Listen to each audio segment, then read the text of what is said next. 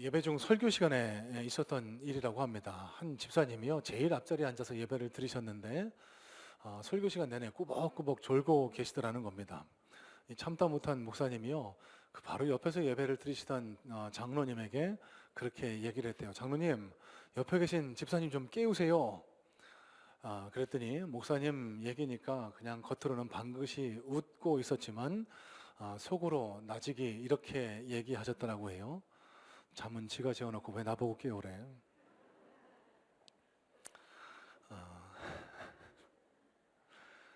잠들지 마시고 오늘도 말씀에 청종할 수 있는 말씀을 향해서 귀와 마음이 열리는 우리 성문의 성도님들 되시기를 주님의 이름으로 축복합니다. 주무시는 것도 다 제 책임이겠죠. 열심히 노력해 보겠습니다. 자, 여러분, 오늘 본문에 기록된 내용은요, 성경에 기록된 기적의 역사들이 많이 있는데 그 중에도 우리가 잘 알고 있는 베드로의 기적적인 탈옥 이야기입니다. 설교는 오늘 1절부터 5절 본문을 읽었지만 오늘 내용은 12장 전체를 포함하고 있으니까요, 여러분 오늘 날이 가시기 전에 12장 내용을 여러 차례 반복해 읽으시면서 제가 전달해드린 하나님 나라의 교훈을 다시 한번 깊이 새기실 수 있는 그런 한 날 되기를 소망합니다. 자, 기적적인 베드로의 탈옥 이야기, 이 안에는 어떤 하나님 나라의 교훈이 들어있을까? 우리 함께 말씀을 깊이 상고하면서 하나님이 우리에게 전달하기를 원하시는 하나님 나라의 뜻, 하나님 나라의 비전을 함께 우리 삶과 심령에 새겨 나가기를 소망합니다. 자, 1절로 2절 말씀 다시 한번 눈으로 보시길 바랍니다. 1절, 2절입니다. 그때에 헤롯 왕이 손을 들어 교회 중에서 몇 사람을 해하려 하여 요한의 형제 야고보를 칼로 죽이니. 자, 여러분, 이때가 언제인지를 먼저 한번 생각해 봤으면 좋겠습니다. 영어 성경은 It was about this time이라고 그렇게 번역을 하는데요, 여기 기록한 this time, 그때는요, 교회가 막 불같이 일어나던 때인 겁니다. 그러니까 이 안디옥 교회를 중심으로 이방 세계에도 교인들이 생겨나고 교회들이 생겨나서 그리스도인이라는 호칭이 막 생겨나기 시작할 때, 세상이 감당할 수 없는, 그래서 세상 사람들이 존경과 경외심을 담아서 예수쟁이, 예수를 정말 생명 걸고 믿는 사람들이라는 호칭이 생겨나던, 복음이 막 흥왕하던 때에 생겨난 일이라는 사실입니다. 어떤 일이 생겨났죠? 헤롯 왕이 교회를, 그리스도인을 핍박하기 시작합니다. 자, 여러분, 여기 기록된 헤롯 왕은요, 헤롯 아그리파 1세를 가리킵니다. 헤롯 왕이 여러 명 성경에는 등장하는데요, 예수님 출생 당시 그 땅의 모든 아이를 죽이라고 했던 헤롯 대왕의 손자가 오늘 여기 기록된 헤롯 아그리파 1세입니다. 이 사람은요, 성경의 내용을 통해서도 또 역사가들의 기록을 살펴봐도 굉장히 이중적인 사람인 것을 우리는 알 수 있습니다. 유대의 분봉왕, 그러니까 총독이었습니다. 유대 사회에서 총독으로 있으면서, 로마 총독으로 있으면서 출세를 위해서 로마에만 아첨하는 이런 헬라 문화를 받아들였던 사람임과 동시에 자신의 통치 구조를 굳건히 하기 위해서 유대인의 환심을 사려고 노력했습니다. 그래서 헤롯 성전을 재건축하는 일도 벌였던 인물이 오늘 본문의 헤롯입니다. 자, 이 헤롯이 요한의 형제 야고보를 참수형, 그러니까 칼로 목을 쳐서 죽이는 이런 일을 합니다. 왜 이런 일을 했을까요? 여러분, 3절 말씀을 보시면은요, 이 일이 일어난 때가 무교절 기간이라는 기록을 우리는 만날 수 있습니다. 자, 여러분, 이 구절이 영어 성경은 This happened during the feast of unleavened bread라고 그렇게 번역이 되어 있는데, 무교절, 여러분, 오늘 말씀을 이해하기 위해서는 무교절이 무엇인지 조금 알 필요가 있습니다.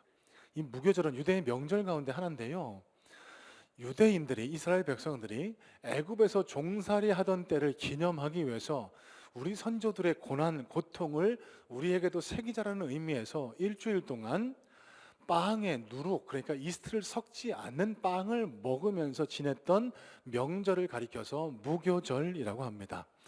자, 여러분, 이 무교절 때요, 세계 각지에 흩어져 있던 유대인들이 예루살렘으로 예배를 드리기 위해서 몰려들었다라고 하는데, 예루살렘의 평소 인구가 수만 명에 지나지 않는데요, 이 명절 기간이 되면 100만 명 이상의 유대인들이 몰려들었다라고 합니다. 자, 그러면 왜 이 헤롯이 야고보를 죽이고 베드로도 죽이려고 했는지를 우리는 눈치챌 수 있게 됩니다. 여러분, 통치자 입장에서 조용했던 도시가 갑자기 방문객들로 유대인들로 바글바글 넘쳐나면요 불안해질 수 있습니다. 두려울 수 있습니다. 왜요? 작은 소요나 밀란 때문에 갑자기 막 폭동이 일어날 걱정, 두려움이 이 헤롯에게 있었던 거예요. 그래서 유대인들의 환심을 사기 위해서 이 초대교회 그 지도자 중 한 사람인, 예수님의 제자 중 한 사람인 야고보를 죽였던 겁니다. 왜? 당시 유대 사회의 주류였던 유대교인들에게 잘 보여서 그들에게 환심을 사서 아무런 폭동이나 소요, 밀란이 없게 하기 위해서 이 베드로, 야고보를 잡아 죽였던 겁니다. 그랬더니 유대인들이 기뻐하네요. 베드로도 잡아와서 죽이려고 했습니다. 대신 옥에 가뒀어요. 왜 그럴까요? 무교절 기간, 유대인 명절 기간에는 사람을 죽이지 않는 유대인의 풍습을 고려해서 그를 이 무교절 기간만 끝나면 잡아 죽이려고 옥에 가둬놨던 겁니다. 헤롯은 야고보가 아무 잘못 없음을 알고 있었습니다. 베드로도 잘못 없음을 알고 있었어요. 그런데 그를 죽이고 베드로도 죽이려고 했습니다. 왜? 유대인의 환심을 사기 위해서. 여러분, 빌라도를 기억하시죠? 사도신경에도 나와 있는 빌라도. 이 빌라도도 예수님이 죄가 없음을 알았습니다. 그런데 십자가에 못 박으라고 내줬습니다. 왜였을까요? 그 기간도 무교절 기간이었습니다. 수백만의 유대인들이 몰려와서 예수를 못 박아 죽이라고 그렇게 막 소동을 하니까 그들의 민심을 거스르지 않기 위해서 정의가 아닌 그 인기 때문에 예수님을 십자가에 내줬다는 거예요. 여기 헤롯도 마찬가지입니다. 야고보를, 베드로를 자신의 인기, 자신의 부와 명예를 위해서 죽이려고 했다는 사실. 자, 4절 말씀 한번 눌러보세요. 잡음에 옥에 가두어 군인 대식인 내 패에 맡겨지고 지키고 6월절 후에 백성 앞에 끌어내고자 하더라. 베드로가 투옥됐습니다. 16명을 4씩 짝지어서 지키도록 했습니다. 여러분, 이게 뭘 의미할까요? 탈출할 가능성이 1%도 없었다는 이야기입니다. 자, 4교대로 24시간을 지켰습니다. 뒤에 내용을 살펴보시면요, 이 4교대 했던 4명의 군인들이 그중 둘은 베드로가 있던 감옥 안에 들어가서 베드로와 손발을 묶은 그 쇠고랑에 자신의 손과 발을 묶어서 절대 움직이지 못하게 했습니다. 밖에는 두 군사가 지킵니다. 한마디로 말해서 베드로가 탈옥할 가능성이 요만큼도 없었다는 사실을 성경이 보여주는 거예요. 자, 초대교회가 큰 위기를 맞이하게 됩니다. 지도자였던 야고보 사도를 잃은 것도 가슴 아픈데 이제 큰 영향력을 행사하고 있던 베드로도 이제 이를 위기에 놓여 있었던 거예요. 큰 절망과 고난 앞에 서 있게 됐습니다. 그때 교회가 뭘 했다고요? 절망, 낙담, 두려움에 넘어져 있던 것이 아닙니다. 교회는 기도했습니다. 자, 여러분 5절 말씀 다시 한번 눈으로 보세요. 5절입니다. 이에 베드로는 옥에 갇혔고 교회는 그를 위하여 간절히 하나님께 뭐 했다고요? 기도하더라. 자, 여러분, 여기에 우리가 제일 먼저 마음에 품어야 할 하나님 나라의 교훈이 담겨 있습니다. 한글 성경에는 여러분 나타나지 않지만 헬라 원어에는 이 4절과 5절 사이에 접속사 하나가 들어있어요. 대라는 접속사인데요, 이 대라는 접속사는 영어로 하면 but입니다. 그러나라는 접속사가 이 두 문장 가운데 있습니다. 자, 여러분, 1절로 4절 말씀이 뭘 이야기하죠? 초대교회가 막 불같이 일어나고 있던 때입니다. 그리스도인들이 막 생겨나고 있을 때입니다. 그때 갑자기 환난, 핍박이 다가왔습니다. 도저히 감당 못할 핍박이, 환난이, 고통이, 어려움이 그들 그리스도인 앞에 다가온 거예요. 그러나 여러분, 이 그러나가 뭘 의미할까요? 초대교회 그리스도인은요, 이해 못할 어려움 앞에서, 감당 못할 시험 앞에서 그저 낙담하고 절망하고 두려움에 주저앉았다는 것이 아니었다는 겁니다. 그러나 여러분, 이 그러나가 뭘 의미할까요? 기도로 연결한 겁니다.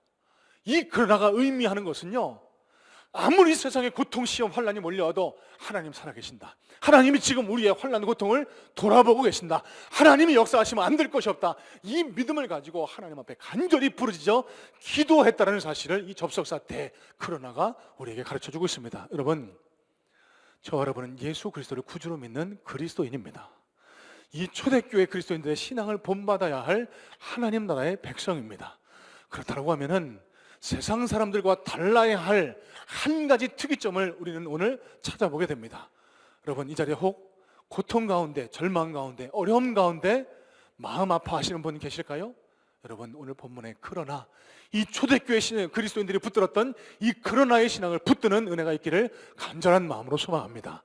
우리 눈으로, 우리 힘으로는 안 될 것 같지만 하나님이 역사하시면, 하나님께 나 무릎 꿇어 부르짖어 기도하면은 하나님께서 역사하시고 하나님께서 도우시고 하나님이 놀라운 기적의 역사를 베풀어 주신다는 사실, 이 사실을 믿음으로 받아들이시고 하나님 앞에 나와 부르짖어 기도할 수 있는 그런 능력의 그리스도인 되실 수 있기를 간절한 마음으로 축복해요.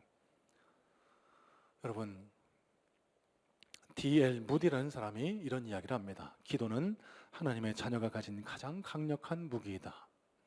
또 신학자 앤드류 머레이라는 사람은 이런 이야기를 합니다. 기도는 인간의 무능과 하나님의 전능이 연결되는 고리이다. 교회가 기도하니까요, 하나님께서 움직이기 시작하십니다. 자, 6절로 7절 말씀 눈으로 한번 보시기 바랍니다. 헤롯이 잡아내려고 하는 그 전날 밤에 베드로가 두 군인 틈에서 두 쇠사슬에 매여 누워 자는데 파수꾼들이 문 밖에서 옥을 지키더니 호련히 주의 사자가 나타나매 옥중의 광채가 빛나며 또 베드로의 옆구리를 쳐 깨워 이르되 급히 일어나라 하니 쇠사슬이 그 손에서 벗어지더라. 자, 여러분, 여기서 주목해야 할 단어가 있습니다. 치다라는 단어. 여러분, 7절 말씀에 보니까요, 호련히 천사가 나타납니다. 베드로를 깨우려고 합니다. 잠을 자고 있었어요. 야, 얼마나 간이 배 밖으로 튀어나왔으면 내일이면 자신의 목숨이 달아나는 그 상황에서 곤히 잠을 자고 있었습니다. 그냥 잔 것도 아니라요, 얼마나 깊이 잤는지 천사가 막 흔들어도 안 일어났던 것 같아요. 쳤다라고 성경은 기록합니다. 여기 치다라고 했을 때 기록된 단어가 영어 성경에는 strike라고 번역이 되고요, 헬라 원어는 파타소라는 단어가 사용됩니다. 이 파타소라는 단어가 그냥 치다라는 뜻이 아닙니다. 무기나 주먹 등으로 세게 친다라는 의미를 지닌 것이 이 파타소라는 단어거든요. 자, 천사가 얼마나 베드로가 안 일어났는지 조금 과격한 방법을 사용했던 것 같습니다. 일어나! 베드로 일어나! 간신히 눈을 떴던 비몽사몽의 한간에 있던 베드로를 데리고 그 옥문을 탈출하기 시작합니다. 저절로 쇠고랑이 풀어졌습니다. 둘씩 4명이 지키고 있던 그 철문을 그렇게 아무도 모르게 빠져나갑니다. 두 초소가 있는데도요, 아무도 모르게 빠져나가고요, 쇠문이, 그 큰 문이 저절로 스르륵 열리는 역사를 경험하게 됩니다. 그제서야 베드로가 내가 하나님의 역사로 풀려나게 됐구나라는 사실을 깨닫고 하나님 앞에 감탄, 찬양을 올리는데요. 자, 11절 말씀입니다. 11절 말씀 제가 눈으로 세번역 성경으로 한번 읽어봐 드릴게요. 그때야 베드로가 정신이 나서 말하였다. 이제야 참으로 알겠다. 주님께서 주님의 천사를 보내셔서 헤롯의 손에서 그리고 유다의 백성의 꾸민 음모에서 나를 건져 주셨다. 베드로가 곧장 이 성도들이 기도하고 있던 마가 요한의 집으로 달려갑니다. 로데라는 소녀가 이 베드로가 왔음을 깨닫고 안에 들어가서 알렸습니다. 베드로 목사님 오셨어요. 베드로 사도가 왔습니다. 안 믿어줬습니다. 가서 보니까 진짜 있네요. 와, 하나님이 정말 놀랍도록 역사하셨구나. 하나님께 감사와 찬양을 드렸다라는 내용이 오늘 본문 12장 내용의 줄거리입니다. 자, 여러분, 이 베드로의 기적적인 탈옥 사건을 통해서 저와 여러분들이 심령에 새겨야 할 교훈이 있습니다. 제일 먼저는 어떠한 상황, 어떠한 형편, 어떠한 고난에 처해 있더라도 예수 믿는 그리스도인인 저와 여러분은 하나님께 매달려 기도할 수 있어야 된다는 사실입니다. 자, 여러분, 먼저 7절 말씀 눈으로 보세요. 7절 말씀 다시 한번 보시기 바랍니다. 호련히 주의 사자가 나타나매 옥중에 광채가 빛나며 또 베드로의 옆구리를 쳐 깨워 이르되 급히 일어나라 하니 쇠사슬이 그 손에서 벗어지더라. 여러분, 이 호련히라는 이 단어는요, 영어는 suddenly라고 번역이 됩니다. 그러니까 갑자기라는 뜻으로 성경에, 우리 한글 성경에 번역이 돼 있겠죠. 자, 그런데 헬라 원어는요, suddenly가 아닙니다.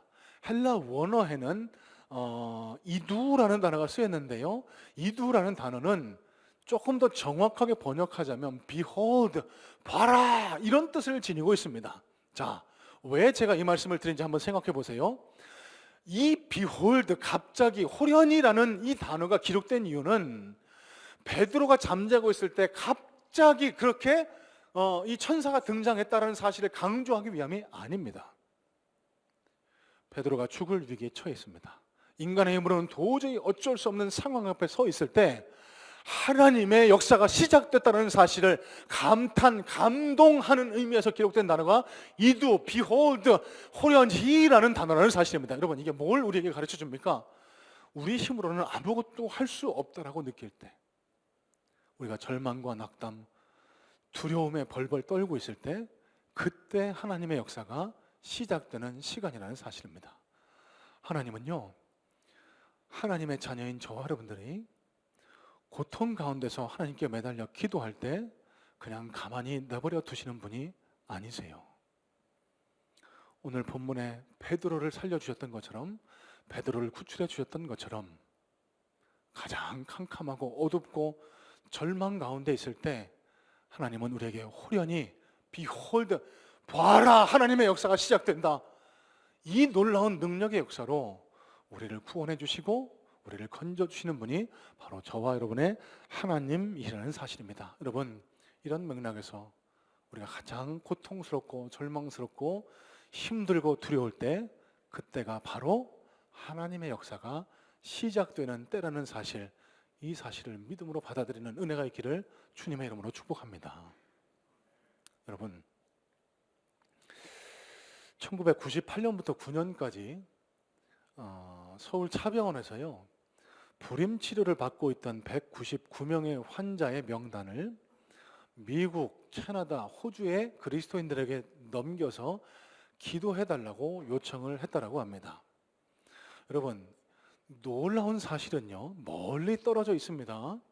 이 서로가 누가 누군지를 모르는 상황입니다. 그런데 미국, 호주, 캐나다에서 이 불임 환자들을 위해서 기도했더니 기도를 받았던 이 환자들이 기도를 안 받은 환자들보다 치료 성공률이 2배나 넘게 나타났다라고, 이런 놀라운 실험 결과를 보여줬다라고 합니다. 이 실험을 주도했던 미국의 로보 박사라는 사람이요, 이런 이야기를 합니다. 연구 결과가 도저히 있을 수 없는 일처럼 느껴졌기 때문에 이를 발표해야 할지 말지 고민했다. 여러분, 뭔 얘기입니까? 기도에는 능력이 있다는 거예요. 이 로보 박사조차 그리스도인이었습니다. 크리스천이었습니다. 그런데 이 로보 박사조차 기도했다라고 해서 과연 이 사람이 치료될까?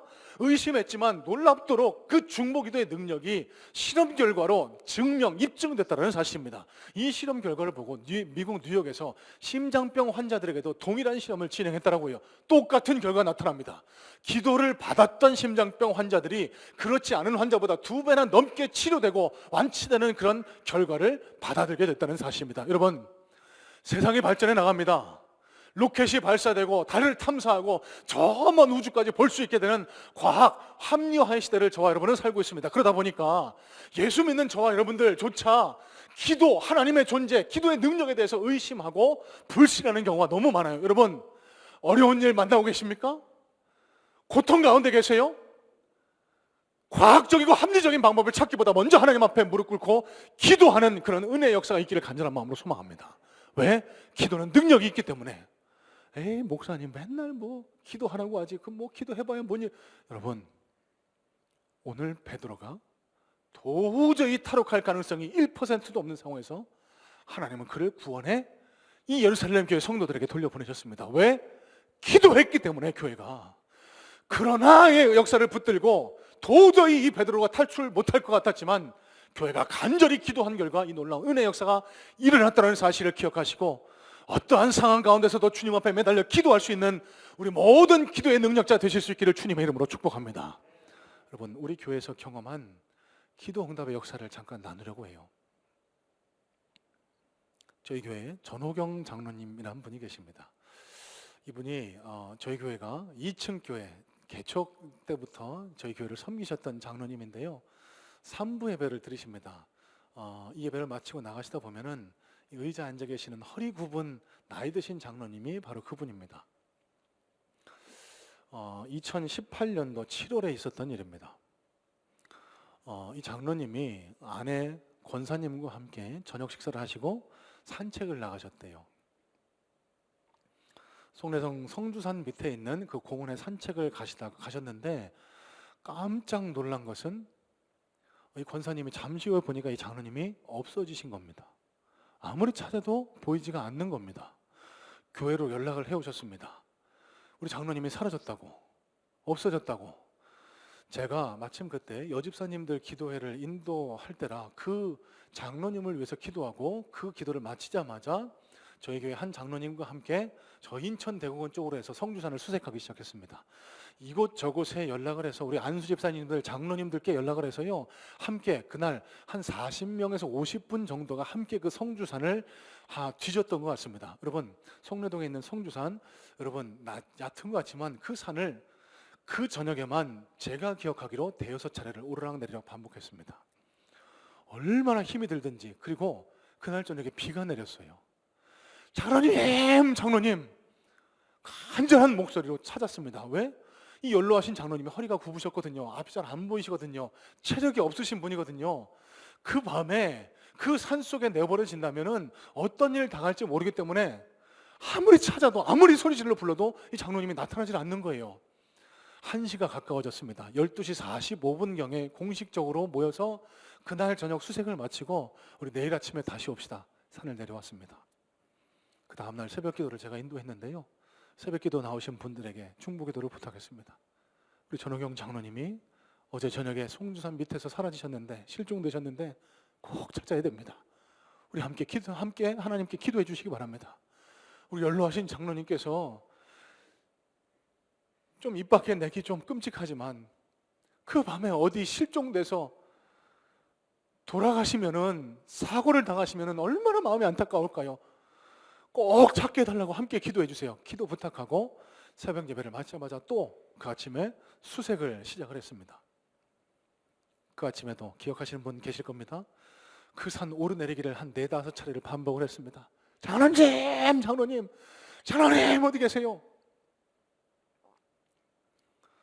8시쯤 되니까요, 새벽 5시 반부터 시작했으니까 또 체력의 한계가 오는 거예요.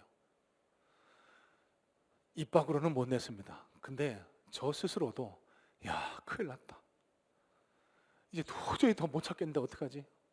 이 장로님 혹시나 사고 당하셨으면 어떡하지? 그런 마음을 갖고 있을 찰나에 저 밑에서 소리가 들려옵니다. 찾았습니다. 알고 보니까요, 그 산을 넘어가셔서 저 인천 대공원 쪽으로 향해 있는 그 군부대 초소 앞에 앉아 계시더래요. 병원에 가서 건강 상태를 점검하고 아무 이상 없으시다라는 소식을 듣고 댁으로 귀가하시게 됐습니다. 그런데 놀라운 것은 그날 저녁에 아내 되시는 송기덕 권사님이 저에게 전화를 해서 전호경 장로님이 하신 말씀을 들려주시는 거예요. 목사님, 이 이야기는 꼭 목사님 아셔야 될 것 같아서 제일 먼저 목사님께 말씀드려요. 여러분, 그 밤에 연로하신 장로님이 혼자 계셨더라고 하면 반드시 큰 사고를 당할 수 있었던 상황입니다. 경찰들조차 이분이 연로하셨고 또 비가 오고 있었기 때문에 그 밤에 저체온증으로 사망하실 수 있다는 그런 이야기를 하셨어요. 그런데 이 전호경 장로님이 하시는 얘기입니다. 그 밤에 당신 혼자가 아니었답니다. 많은 사람이 당신을 둘러싸고 그렇게 함께 앉아 계셨대요. 그 밤에 아무도 없었습니다. 저희 교회 분들만, 전호경 장로님을 찾기 위해서 그 산에 오르는 분들만 있었어요. 그 밤에 깜깜한데 누가 그 산에 있겠습니까? 서로가 막 부르던 그 산에 아무도 없었습니다. 저희가 알아요. 그런데 이 장로님이 하시는 놀라운 이야기입니다. 몇몇 분들이 자기를 둘러싸고 앉아서 그렇게 함께 있었다는 거예요. 또 잠시 앉아 있다 보니까 어떤 사람이 안내하길래 그분만 바라보고 그분 손을 붙들고 그 산을 걸어가셨대요. 잠깐 걸어가다가 쉬자고 하면 쉬고 또 걷자고 하면 또 걷고. 경찰이 나중에 하는 얘기예요. 그 밤에 그렇게 산을 넘어서 걷지 않으셨으면 저체온증 때문에 위험하셨을 거라고. 그 밤에 아무도 없었습니다, 여러분.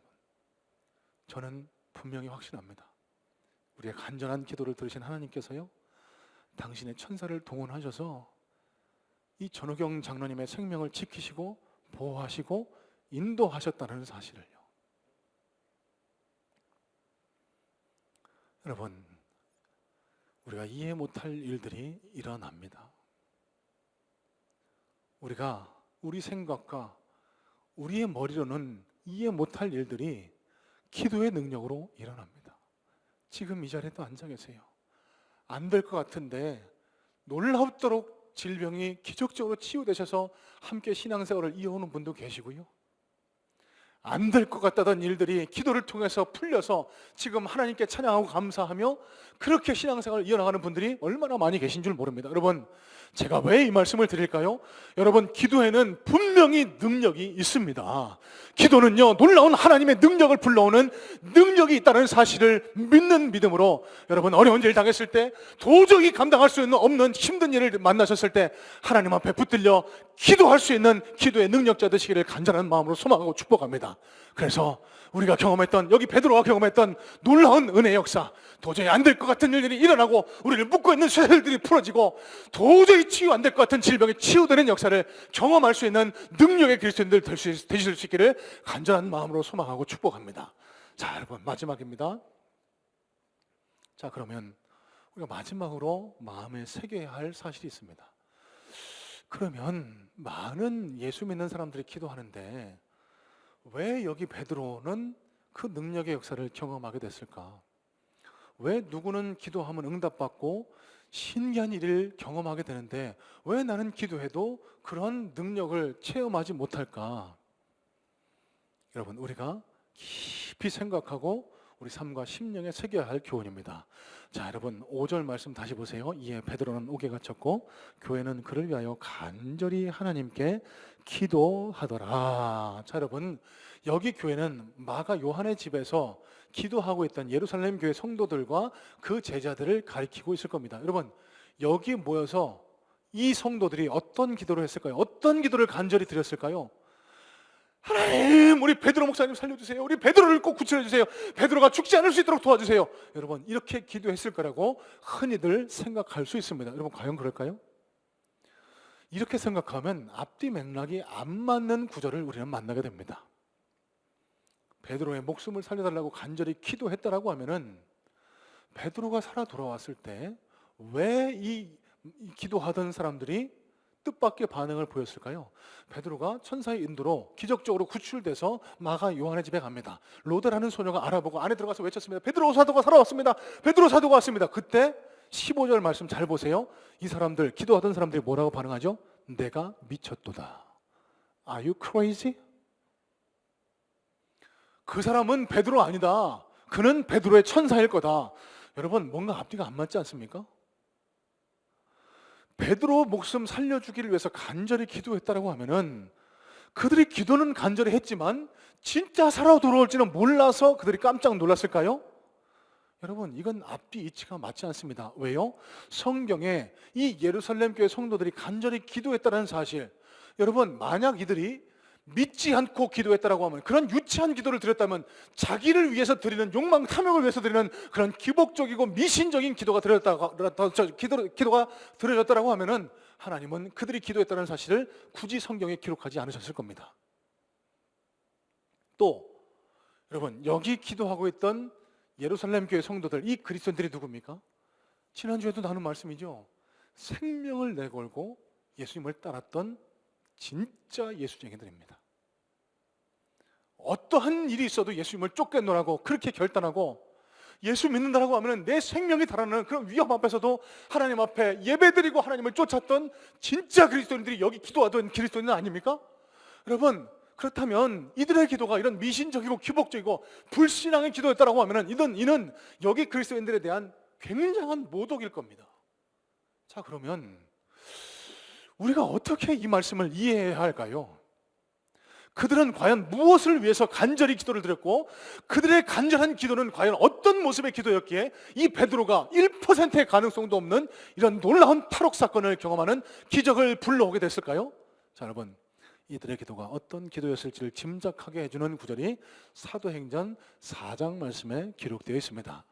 여러분, 베드로가 투옥된 것은 이번이 처음이 아닙니다. 베드로가 마가다락방 성령 강림 사건을 통해서 그 심령이 변화되고 성전 미문에 앉아있던 나면서부터 안전뱅이를 일으켜 세웠습니다.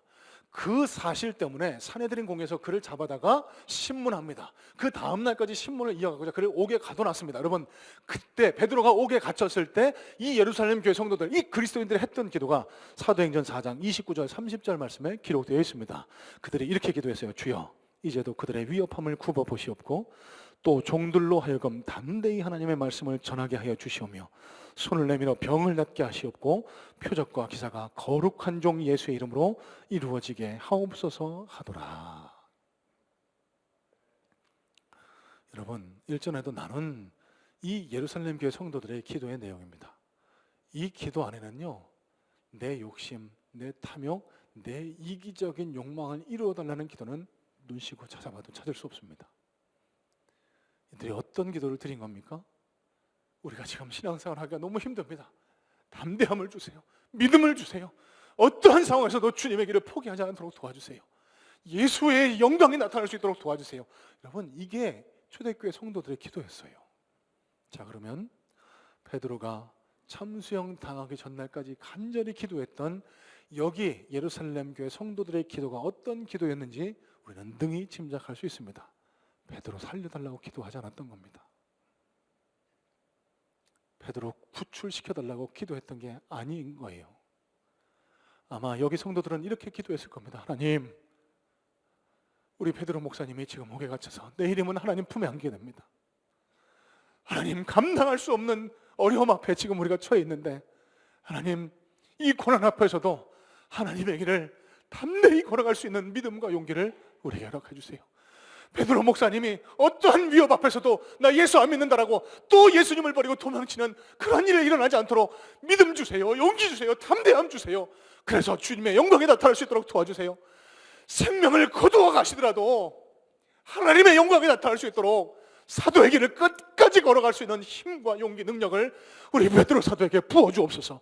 여러분, 이게 예루살렘 교회 성도들의 기도였던 겁니다.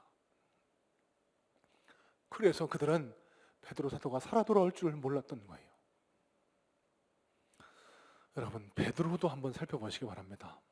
베드로가 다음 날이면 자기 목이 잘려 참수형 당할 위기에 처했는데 천사가 막 두드려 쳐서 깨울 정도로 곤히 잤다라고 성경은 우리에게 증거합니다. 여러분, 지금까지 베드로 사도가 간이 배 밖으로 튀어나와서 담대해서 지금 그런 줄 아시죠? 여러분, 저도 그렇게 알았습니다. 왜? 저도 그렇게 설교했었으니까요. 과연 그럴까요? 아닙니다, 여러분. 어떤 사람이 내일 죽는데 흔들어 깨워도 일어나지 않아서 쳐서 깨울 만큼 그렇게 곤히 잔단 말입니까? 물론 어떤 학자들은 그동안 있었던 신문, 고문 등에 지쳐서 잠들었다라고 해석하는 사람도 있긴 합니다만 저는 다른 방향으로 해석하기를 원합니다. 여러분, 베드로가 나 살려달라고 기도하지 않았을 거예요. 베드로가 주님, 꼭 천사를 보내셔서 나를 구출시켜 주세요, 그렇게 기도하지 않았을 거예요. 어떻게 합니까? 여러분, 성경을 살펴보세요. 베드로가 천사가 그를 다 이끌어내서 초소를 지나고 쇠사슬이 풀려지고 그 철문이 열릴 때까지 몰랐습니다. 비몽사몽 안에 있어요. 그제서야 깨닫고 하나님 앞에 찬송을 드렸다. 뭘 의미할까요? 자기가 풀려날 줄, 구출될 줄 꿈에도 몰랐던 겁니다. 왜 그랬을까요? 베드로조차 자기 생명 구원해달라고, 자기 구출시켜달라고 기도하지 않았다는 거예요. 베드로 아마 이런 기도 드리지 않았을까요? 하나님, 제 생명 살아도 주의 것, 죽어도 주의 것인 줄로 저는 믿습니다. 주님, 예수님 십자가 사건 앞에 주님을 모른다 부인하고 저 갈릴리 바닷가에 가 있던 이 연약한 나를 또 찾아오셔서 나를 사랑하니? 그렇게 또 나를 찾아주시고 내 허리에 허리끈을 메어주신 주님 앞에 감사의 고백했던 제 믿음을 주님 받아옵소서. 마가다락방 성령 강림 사건으로 내 일평생 주님을 위해 살고 주님 위해 죽겠노라는 내 믿음의 고백을 주님 받아주옵소서. 주님, 내가 이제 내일이면 주님 앞에 서게 될 텐데 끝까지 주님 가라고 하신 이 길을 믿음으로 걸어갈 수 있도록 주님 도와주옵소서. 여러분, 이 기도를 드렸기에 내일 생명이 없어진다라고 해도 평안한 마음 가운데 잠을 잘 수 있었던 것 아닐까요? 일전에 베드로가 B형일 거라는 말씀을 드렸습니다. 왜? 아무리 봐도 저와 닮아서 연약하고 욱하고 괴팍한 성격의 B형. 다른 모든 B형들을 가리키는 건 아닙니다. 저를 말씀드리는 겁니다. 여러분, B형의 또 다른 특징이 있습니다. 예민하고 심약합니다. 저를 대입시켜서 이 상황에 한번 놔봤습니다. 못 잡니다. 내일 죽는데 어떻게 잠을 잡니까? 베드로가 어떻게 잠을 잘 수 있었다고요? 하나님 앞에 믿음의 고백을 드린 겁니다. 나 살려달라고 한 게 아니라 끝까지 주님의 길을 담대하게 걸어가게 해달라고, 내가 내일 목이 떨어져 죽어도 주님 앞에 담대히 설 수 있게 해달라고 믿음의 고백으로 주님 앞에 기도를 드렸던 겁니다. 그 결과 그는 평안하게 내일 어떤 일이 닥쳐와도 내 생명 주님 손에 있다는 그 믿음 가운데 평안한 잠을 이룰 수 있었다는 사실입니다. 혹시 이 자리에 미래에 대한 불안과 두려움 때문에 잠 못 이루시는 분 계실 줄 모르겠습니다. 소망합니다. 이렇게 기도하시기 바랍니다. 하나님, 저에게도 베드로가 지녔던 이 믿음을 허락해 주세요. 하나님, 내 모든 인생 주님 손에 달려있다는 그 믿음의 고백을 통해서 어떠한 일이 있더라도 주님께 영광을 돌릴 수 있는 그런 삶 살아갈 수 있도록 주님 도와주세요. 내 욕망, 내 의지를 이루어달라는 기도에서 벗어나서 하나님 뜻을 이루겠다는 그 기도를 드릴 때, 여러분, 여기 베드로가 가졌던 세상이 감당 못할 놀라운 평안이 저와 여러분의 것이 될 줄로 믿습니다. 여러분, 이런 간절한 기도가 내 뜻, 내 욕망, 내 의지를 관철시키고자, 여러분, 그런 기도는 늘 말씀을 드리지만 미신이고 기복적인 신앙입니다. 산에 가서 귀신에게 물 떠놓고 하는 기도랑 아무것도 다를 바가 없습니다. 여러분, 저와 여러분들은 살아 역사하시는 하나님을 믿는 그리스도인입니다. 그러면 저와 여러분의 기도는 뭔가 달라야 되지 않을까요? 하나님을 감동시키는 겁니다. 내 뜻과 내 의지대로 하나님 돈 벌게 해주세요, 큰 평수를 이사하게 해주세요, 큰 차 타게 해주세요, 이런 기도 드리는 것이 아니라, 하나님, 어떠한 경우에도 내가 하나님의 뜻대로 살 수 있도록 도와주세요. 주님의 뜻이 내 삶 가운데 나타날 수 있도록 도와주세요. 여러분, 이런 기도로 하나님을 감동시켜 드릴 때 우리가 기도하지 않은 우리의 모든 기도의 제목도 하나님 들으시고 응답하시는 역사가 저와 여러분들에게 일어나지 않겠습니까? 저는 소망합니다. 우리 성문의 성도님들이 많은 기도 응답을 체험하시기를, 여러분, 그러기 위해서 오늘 또 드리는 말씀, 하나님을 감동시키시기 바랍니다. 어떤 기도를 통해서요? 오늘 본문에 예루살렘 교회가 성도들이 드렸던 그 기도, 이기적이고 미신적이고 기복적인 기도가 아니라 어떠한 일 앞에서도 하나님의 뜻에 내 삶을 내어 맡기겠다라는 그 결단의 기도, 그 믿음의 고백을 통해서 하나님의 마음을 감동시켜 여러분의 삶에도 놀라운 기적의 역사, 능력의 역사가 체험되는 그런 은혜가 우리 성문교회 안에 가득할 수 있기를 주님의 이름으로 축복합니다. 여러분,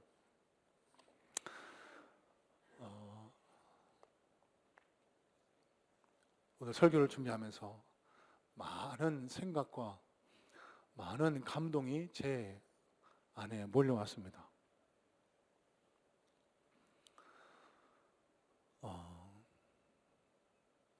지난주에 제가 병원을 방문했던 일이 있었거든요. 그곳에 가서 우연찮게 한 집사님을 만나고 참 감사했던 일이 있습니다.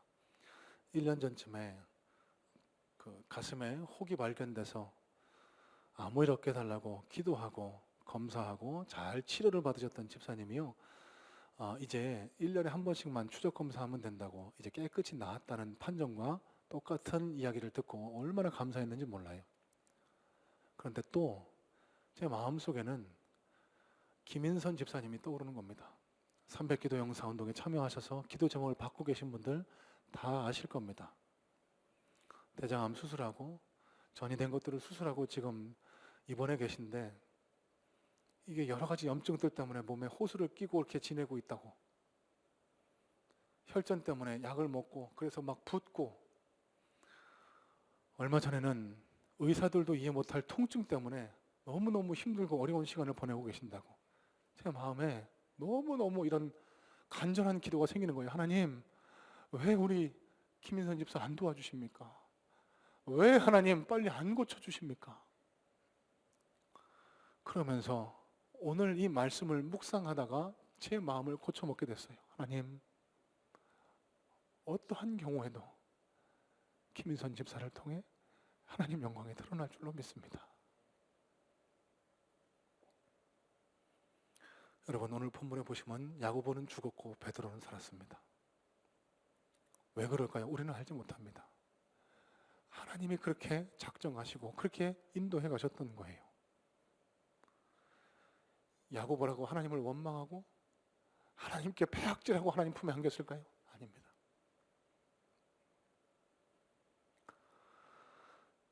자신을 하나님의 도구 삼아주신 그 은혜에 감사 감격하면서 그렇게 하나님 품에 안겼고, 여러분, 오늘 본문의 베드로도 기적적으로 그 생명을 연장받았지만 영원히 살았습니까? 아니요. 그도 예수님을 따라서 예수님과 같은 모습으로 죽을 수 없다고 해서 십자가에 거꾸로 매달려 죽었습니다. 여러분, 저와 여러분에게 생명이 주어진 것은 하나님의 사명이 있기 때문에 그렇습니다.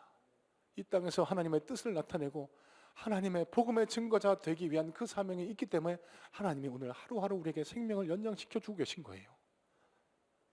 그래서 저와 여러분들이 오늘 이 시간을 통해 하나님 앞에 고백하고 드려야 할 기도가 있습니다. 하나님, 제 삶 속에서 하나님의 영광이 드러나게 도와주옵소서. 어떠한 경우에도 주님 뜻에 순종하며 하나님을 향한 삶을 살아나가는 그런 진짜 그리스도인 되게 하옵소서. 여러분, 이런 기도가 드려질 때 저와 여러분의 삶에도 하나님의 능력의 역사, 기적의 역사, 은혜의 역사가 일어나게 될 줄로 믿습니다. 여러분, 마지막으로 제가 경험한 기도 응답의 간증을 나누고 말씀을 모두 정리하려고 합니다. 사진 보여주실래요? 페루에 나가 있는 윤태아 선교사님 가족 사진입니다. 저 제일 앞에 있는 아이가 유담이라는 아이인데요, 저 유담이라는 아이가 어렸을 적에 소아 혈액암에 걸려서 못 산다고 그랬습니다. 죽는다고 했습니다. 교회가 함께 기도했는데 저도 간절한 마음으로 저 아이 생명 살려달라고 기도했어요. 그때가 제가 세상의 길로 가야 할지 아니면 하나님의 뜻을 따라 주의 종이 되어야 할지를 고민하고 기도하고 있던 터라, 하나님, 이 유담이 살려주시면 제가 주님 뜻대로 하겠습니다. 그래서 부산에서 열리는 한 목회자 세미나에 참석해서 진짜 배가 꼬이도록, 여러분 기도 열심히 하신 분 아실 겁니다. 기도를 막 부르짖어서 하다 보면 막 창자가 꼬이는 듯한 그런 고통을 받습니다. 간절하게 부르짖어 맨날 며칠을 기도했어요. 그 기도 끝에 얻은 응답은요, 하나님이 제 기도를 응답하셨다는 확신이었습니다. 군말 없이 신학교 가기 위해서 미국으로 출국했다가 방학을 맞아서 2년 만에 한국 왔을 때 저 아이가 깨끗이 완치됐다는 소식을 들었습니다. 여러분, 지금 살아있습니다. 이제 얼마 후면 저희 교회 와서 다시 한번 또 인사드릴 겁니다. 놀라운 기적 아닙니까? 여러분, 그런데 제가 경험한 기적은 저 아이가 질병에서 치유받고 생명을 얻었다는 것에 그치지 않습니다. 저는 그 기도를 통해서 하나님 살아계심을 확인하게 됐고요, 하나님께서 저에게 주의 길을 가라고 하시는 사명이 있음을 다시 한번 확신하게 됐습니다. 그 결과 제 삶이 180도 변화되는, 죄악과 탐욕에 물들어 사는 것이 아니라 주의 종으로서의 길을 가서 하나님의 영광을 위해서 살게 되는 제 삶의 놀라운 변화, 은혜의 역사를 경험하게 됐다는 사실. 여러분, 저는 오늘 수련을 떠나는 우리 D공동체 청년들이 간절한 마음으로 하나님 앞에 부르짖어서 기도 응답의 역사를 체험하기를 정말 소원하고 그런 마음으로 축복하고 기도할 겁니다. 부르짖어 기도하세요. 배가 꼬일 정도로 한번 기도해 보세요. 하나님 반드시 응답하실 겁니다. 그런데 진짜 원하는 것은요, 이번 수련을 통해서 우리 청년들의 삶이 변화돼서 세상을 바라보고 죄악을 바라보고 그런 것이 아니라 하나님 나라의 꿈과 비전을 회복해서 하나님의 영광을 위해서 살아가는, 그래서 하나님이 도우시고 하나님이 인도하시고 하나님이 복 주실 수 있는 그런 청년들로 변화받는 그런 역사가 일어나길 소망해요. 함께 예배하는 우리 모든 성문의 성도님들에게도 이 은혜의 역사가 일어날 수 있기를 간절한 마음으로 소망합니다. 여러분, 어려운 일이 당하셨어요? 힘든 일 있으십니까? 하나님 앞에 매달려 부르짖어 기도하시기 바랍니다. 하나님의 능력 역사를 체험하세요. 그리고 그 기도를 통해서, 그 기도 응답의 역사를 통해서 하나님 살아계심을 확신하시고, 그래서 하나님의 영광을 위해서 살아가게 노라는 여러분 신앙의 놀라운 결단과 놀라운 신앙의 발전이 일어날 수 있기를 간절한 마음으로 소원하고 축복합니다.